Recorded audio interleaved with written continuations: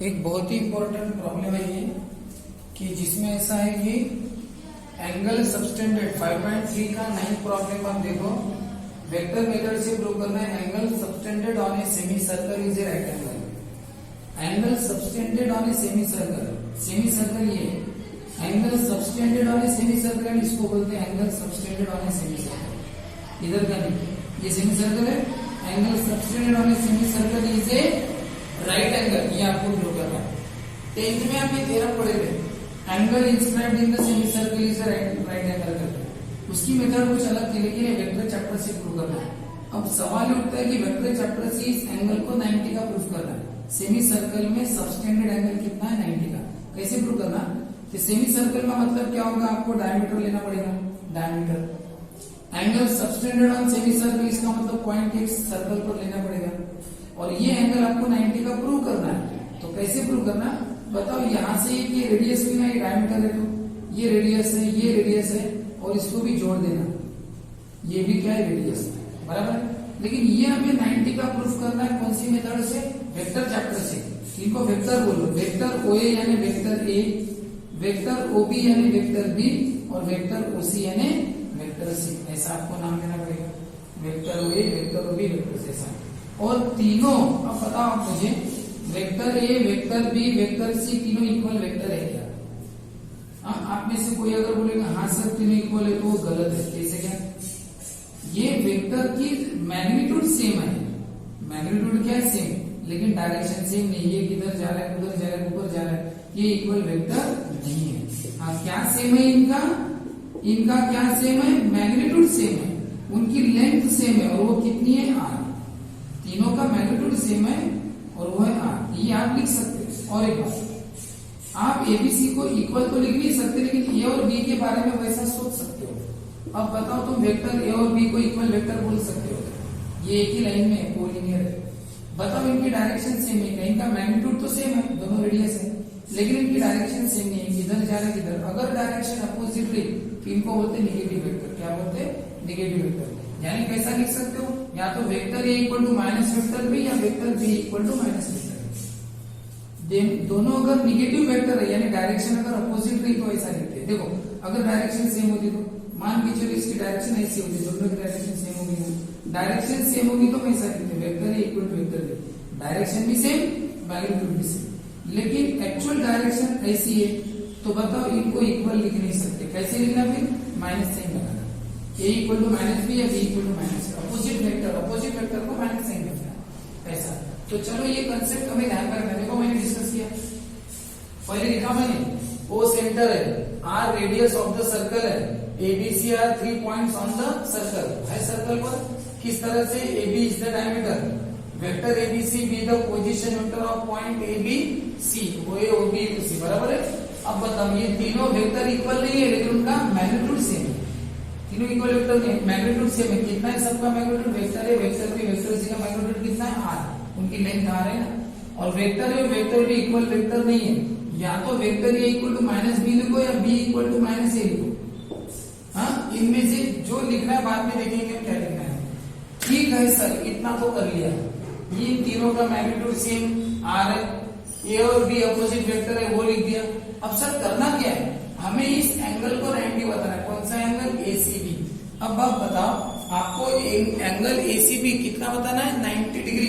अब आप इस फिगर की तरफ कंसंट्रेट करो, इस फिगर की तरफ। ये वाला एंगल 90 का बताना है। अब आप बताओ, मैं आपको डॉट प्रोडक्ट पढ़ा चुका हूँ, वेक्टर A, वेक्टर B। तो बताओ क्या फॉर्मूला है डॉट प्रोडक्ट का? Mod of A mod of B cos theta. ये जो एंगल है, एंगल तभी बन सकता है जब वो वेक्टर दोनों वहां से जाने वाले हो। तो A और B के बीच का एंगल है थीटा। इसका मतलब अगर आपको कोई एंगल अगर प्रूव करना है, तो वेक्टर दोनों लेने पड़ेंगे। कौन से? वहां से जाने वाले दोनों, और वो भी जाने वाले। बताओ, आपको कौन सा एंगल 90 प्रूव करना है? C। तो बताओ, C से जाने वाले वेक्टर लेने पड़ेंगे। बताओ, C से जाने वाले वेक्टर कौन से?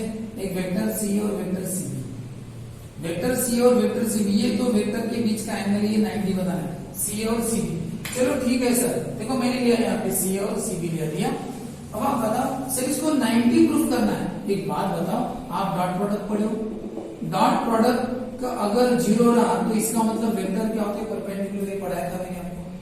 अगर डॉट प्रोडक्ट जीरो है तो वेक्टर परपेंडिकुलर, उल्टा अगर वेक्टर परपेंडिकुलर तो डॉट प्रोडक्ट जीरो।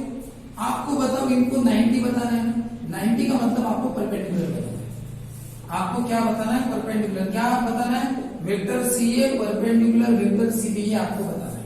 सी ए और सी बी क्या बताना है? परपेंडिकुलर। बताओ ये परपेंडिकुलर कब होंगे? परपेंडिकुलर तब होंगे जब इनका डॉट प्रोडक्ट कितना होगा? जीरो। ये डॉट प्रोडक्ट का कंसेप्ट है।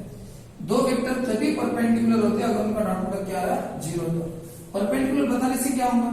अगर ये दोनों परपेंडिकुलर हो गए तो एंगल सी 90 होगा ना, अपने आप प्रूफ हो गया सर। लेकिन परपेंडिकुलर कैसे बताए? अरे उनका डॉट प्रोडक्ट जीरो बताओ। डॉट प्रोडक्ट जीरो बताया परपेंडिकुलर, डॉट प्रोडक्ट जीरो कैसे बताया? तो कंसीडर करो, दोनों को पहले क्या करो?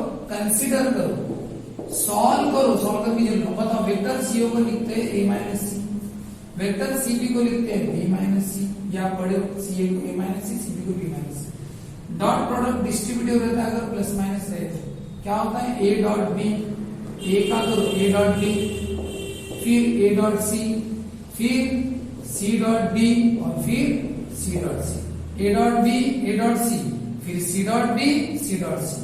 अब आपको एक काम यहाँ पे और करना पड़ेगा। कौन सा काम करना पड़ेगा? आपको यहाँ पे एक बात बताओ, सी डॉट सी क्या होता है? C dot C same vector का डॉट प्रोडक्ट होता है मैग्नीट्यूड का स्क्वायर। सेम वेक्टर का डॉट प्रोडक्ट। आप एक काम करो, ए की जगह माइनस बी लिखो या बी की जगह माइनस ए लिखो, कोई तो भी एक काम करो। चलिए काम करूंगी मैं ए की जगह माइनस बी लिखता हूँ। तो शुरू करते हैं। ए की जगह माइनस बी, ए की जगह क्या लिखा मैंने? माइनस बी, और ये बी जैसा इसका। देखो मुझे हर जगह करना पड़ेगा, ए की जगह माइनस बी। देखो बाकी कोई चेंज मत करना, कुछ नहीं किया।